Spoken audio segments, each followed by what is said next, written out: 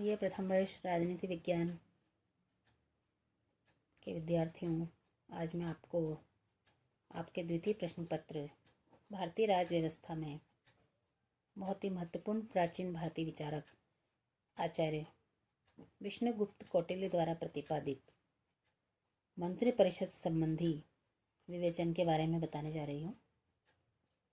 कौटिल्य ने अपने अर्थशास्त्र में राजा के लिए मंत्री परिषद की आवश्यकता पर बहुत अधिक बल दिया था। उनके अनुसार राज्य एक रथ है। जैसे रथ एक पहिए से नहीं चल सकता, उसी प्रकार मंत्रियों की सहायता के बिना राजा अकेला राज्य का संचालन नहीं कर सकता। कौटिल्य ने सद्भावना पर बल देते हुए यह भी कहा कि समस्त कार्यों का प्रारंभ सद्विषयक मंत्रणा करने के उपरांत ही होना चाहिए। यदि हम मंत्र गोपन की बात करें तो मंत्रणा के संबंध में कौटिल्य ने मंत्रणा को गुप्त रखना बहुत अधिक आवश्यक माना है। कौटिल्य का कथन है कि मंत्र का गुप्त न रहना राजा और मंत्री परिषद के सदस्यों दोनों के कल्याण के लिए घातक होता है।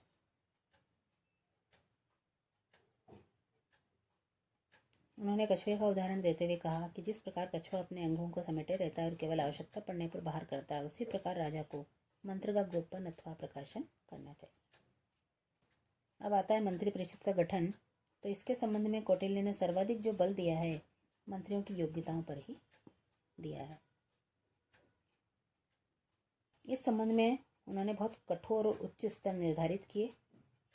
डॉक्टर बेनी प्रसाद के शब्दों में कौटिल्य के अनुसार निष्कलंक व्यक्तिगत जीवन, बौद्धिक चातुर्य, उचित निर्णय, कर्तव्य की उच्च भावना, लोकप्रियता मंत्री परिषद के लिए आवश्यक योग्यताएं होनी चाहिए। मंत्रिपरिषद द्वारा राजा पर जो नियंत्रण है, कौटिल्य ने अपने सप्तांग सिद्धांत में मंत्रिपरिषद सहित राज्य के दूसरे 6 अंगों की तुलना में राजा को सर्वाधिक महत्वपूर्ण माना है और राजा और मंत्रिपरिषद के पारस्परिक संबंध में कहा है कि राजा सामान्यतः मंत्रिपरिषद के बहुमत के आधार पर कार्य करे, किंतु मंत्रिपरिषद की मंत्रणा कार्य सिद्धि कर प्रतीत नहीं होने पर राजा अपनी इच्छानुसार कार्य कर सकता है। किंतु इसके साथ ही कौटिल्य इस बात को भी नहीं भूले कि एक दुराचारी, भोग विलास में लिप्त, अयोग्य या अति धार्मिकता के कारण